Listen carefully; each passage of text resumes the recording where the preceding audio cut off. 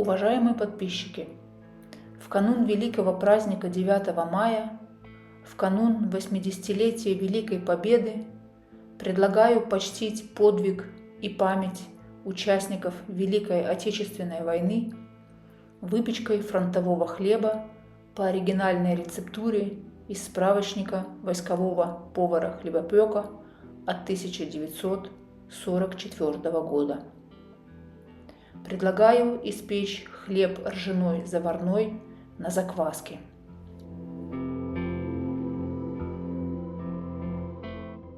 Приготовление теста для заварного ржаного хлеба распадается на следующие операции: приготовление заварки, постановка опары, замешивание. Заварка готовится следующим образом. 1/3 муки, предназначенной на выпечку хлеба, заваривается кипятком из расчета 72 литра воды на 100 кг муки. Небольшое количество этой воды оставляют для размешивания закваски и растворения соли, добавляемой при замешивании. Кипяток приливают не сразу, а постепенно, обычно в 2 приема. Сначала подмешивают около половины воды, после чего тщательно перемешивают до тех пор, пока в нем не останется никаких комков, а затем доливают остальную часть кипятка и опять тщательно размешивают заварку. После этого дежу закрывают крышкой и брезентом и оставляют стоять около 4 часов. За это время мука бродит или солодеет. По истечении 4 часов заварка охлаждается.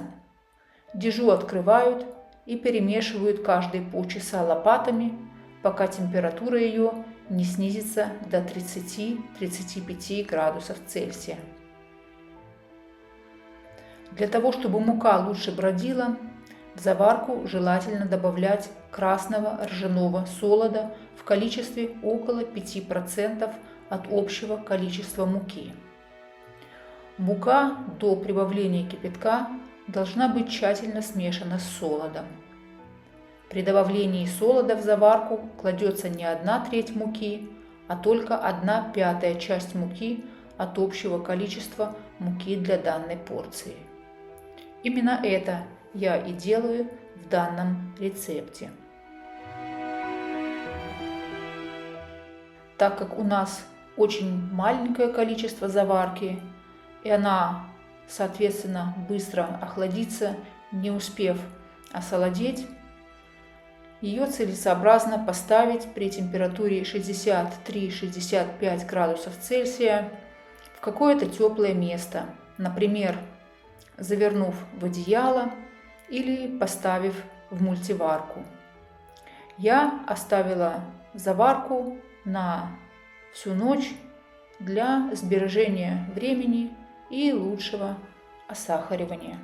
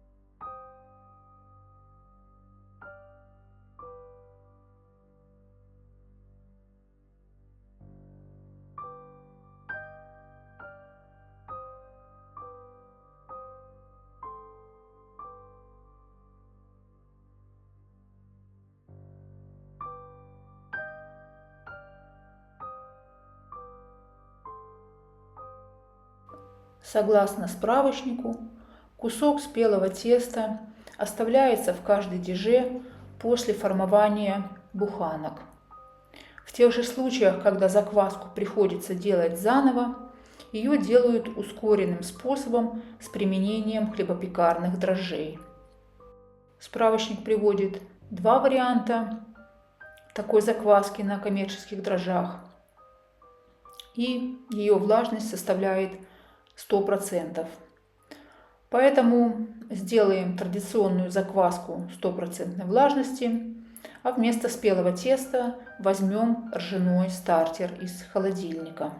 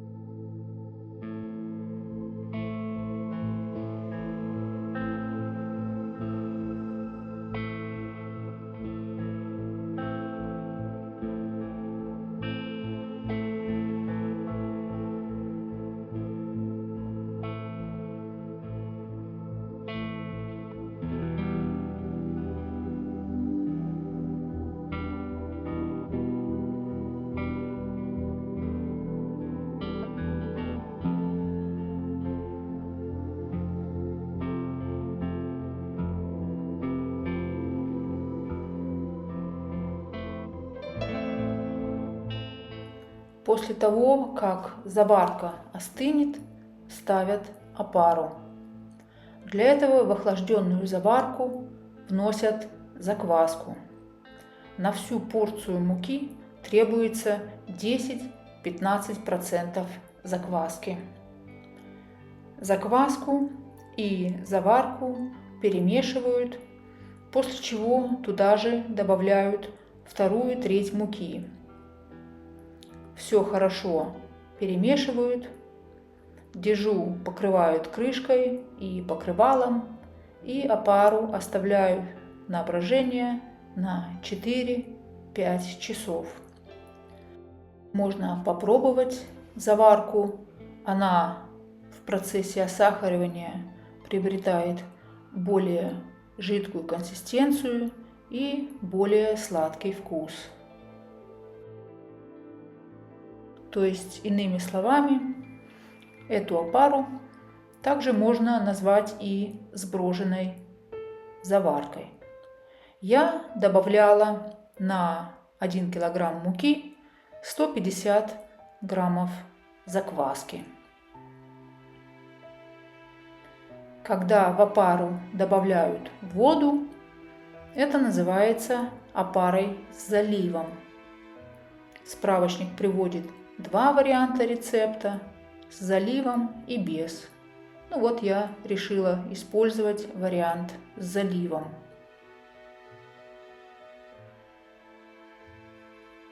Все хорошо перемешиваем для того, чтобы заварка и закваска хорошо перемешались, а затем добавляем часть муки. Муку я использую цельнозерновую, грубого помола, для того, чтобы максимально приблизиться к описанию той муки, которую использовали во время войны.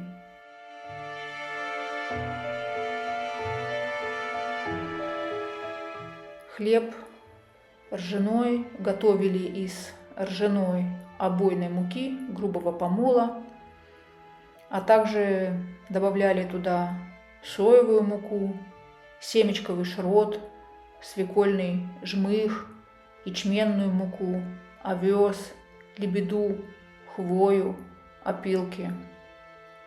В последние годы войны муки в таком хлебе было лишь 10%, а затем и менее 5%.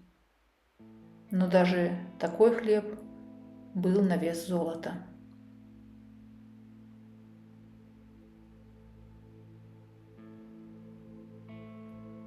Выравниваем поверхность опары.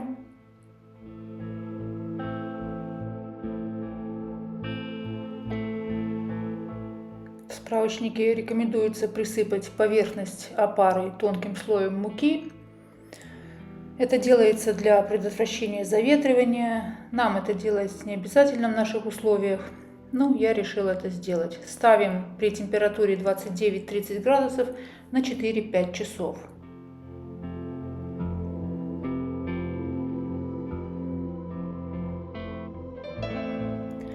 Когда брожение в опаре закончено, замешивают тесто. В подогретой до 30-35 градусов воды разводят соль в количестве 1,5% от веса муки. В прошлом веке количество соли, вносимой в тесто, всегда составляло максимально 1,5% от веса муки. В пшеничном хлебе это было и того меньше. Так в справочнике приводится, что на килограмм ржаной муки вносится 15 грамм соли, а на килограмм пшеничной муки всего от 6 до 8 граммов соли. Но для сегодняшнего человека, для сегодняшнего вкуса это количество соли многим кажется недостаточным, поэтому вы можете увеличить его до 2%, что является стандартом для современного хлебопечения. Я в своем случае также использовала 2% соли, то есть 20 грамм, а не 15, как указано в рецептуре.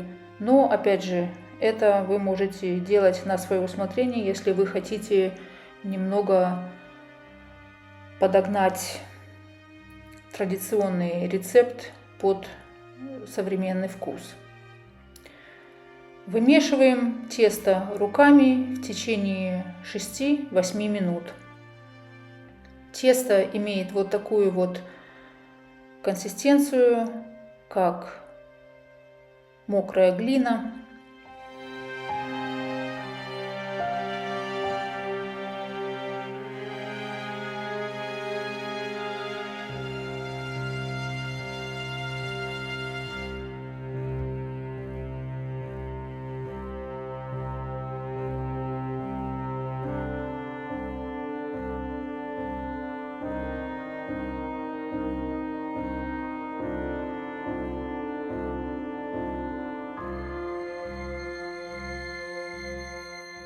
После замешивания тесто разглаживают от краев к середине. Опять же, присыпают мукой для предотвращения заветривания. В нашем случае это делать не обязательно, потому что мы будем накрывать шапочкой для душа. Но в полевых условиях, когда накрывали одеялом и брезентом, то это имело смысл делать. Затем делают в нескольких местах углубление рукой. Так как у нас объем теста небольшой, то я делаю всего одно углубление и ставим на брожение. Когда углубление затянется, тесто можно считать готовым. Такую технику можно наблюдать и при выпечке прибалтийских хлебов, где в бочке с тестом делается углубление кулаком до дна, и оно накрывается одеялом или крышкой. Затем тесто ставится на брожение, и когда углубление затягивается, это происходит в течение часа-полтора, тесто можно считать выброженным, и мы начинаем формовку буханок.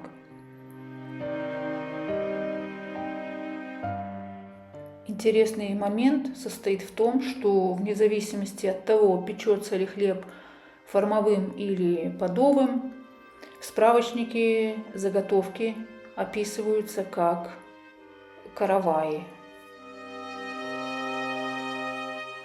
Влажность данного теста составляет 72%. И если посмотреть в книге 350 сортов хлебобулочных изделий Плотникова и Колесникова от 1940 года, то мы увидим, что там приводится ряд цифр водопоглотительной способности муки в зависимости от качества и сортности. И приводятся цифры для ржаной обойной муки в 70%, что очень хорошо соотносится с рецептурой данного хлеба.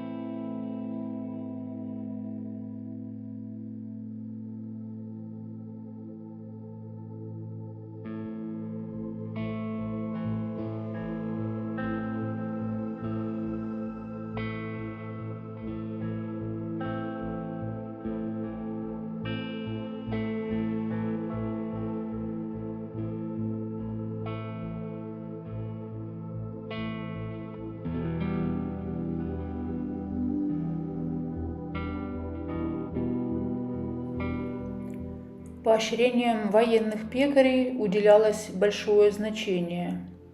Так, в 1943 году Президиум Верховного Совета СССР учредил нагрудный знак «Отличный пекарь» в качестве награды для особо отличившихся хлебопеков Красной Армии. Зачастую хлебопекарные печи маскировали под землей. Так было больше шансов, что враг не обнаружит пекарню и не попадет в нее снарядом. В одной печной яме можно было выпечь за сутки до полтонны хлеба. Известна история полевого завода номер 12, когда, построив кирпичную печь удачных конструкций, личный состав хлебозавода за время боев за Сталинград выпек 880 тонн хлеба и заготовил 6 тонн сухарей. За это его командиры и пекари были награждены орденами и медалями. В других случаях хлеб пекли под открытым небом, сооружали печи из глины, кирпича или грунта и устраивали их прямо в окопах. Часто пекари работали под обстрелами, выпекая хлеб. По установленным в 1941 году нормам советскому солдату полагалось 800 граммов хлеба, а в холодное время года норма составляла 900 грамм. Чем дольше шла война, тем сильнее сокращалась норма, и само качество хлеба ухудшалось. Вот такая буханка составляла в лучших случаях дневной рацион солдата.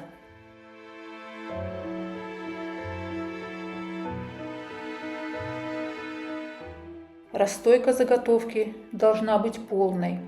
Определить это можно по поверхности.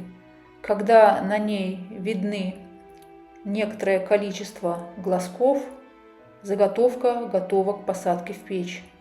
Поверхность смазывают или смачивают из пульверизатора, в нашем случае водой, и сажают в раскаленную до 250-280 градусов Цельсия печь. Выпечка первые 15 минут при температуре 250 градусов, а затем до готовности при температуре 225 градусов Цельсия. Справочник рекомендует определять готовность хлеба, прокалывая его большой иглой или прямым шилом. Если хлеб пропекся, на игле не будет никаких следов. В противном случае к ней будут прилипать кусочки теста. Мы же в нашем случае можем произвести замер температуры мякиша на выходе. Она должна составлять 96-98 градусов Цельсия. Если вы видите, что эта температура не достигнута, просто поставьте буханки еще на 5-7 минут в раскаленную духовку, можно без формы, а затем, когда температура будет достигнута, достаньте и остудите хлеб на решетке. Также рекомендуется смазывать поверхность хлеба водой при выемке из печи. Справочник определяет следующие требования к хлебу. Поверхность хлеба должна быть ровной, гладкой, без крупных трещин, надрывов и пригорелых мест. Форма правильная, не расплывчатая, не мятая. Верхняя корка должна иметь равномерный коричнево-бурый цвет с некоторым блеском. Корка не должна отставать от мякиша. Толщина верхней корки должна быть для подового и формового хлеба не более 4 мм. Нижняя же корка должна быть толщиной для подового хлеба не более 5 мм и для формового не более 3 мм. Мякиш должен представлять собой хорошо пропеченную, равномерную, пористую массу без пустот, без каких-либо комочков или следов непромеса, настолько эластичную, чтобы углубления, образующиеся от легкого вдавливания пальцем, выравнивались сами.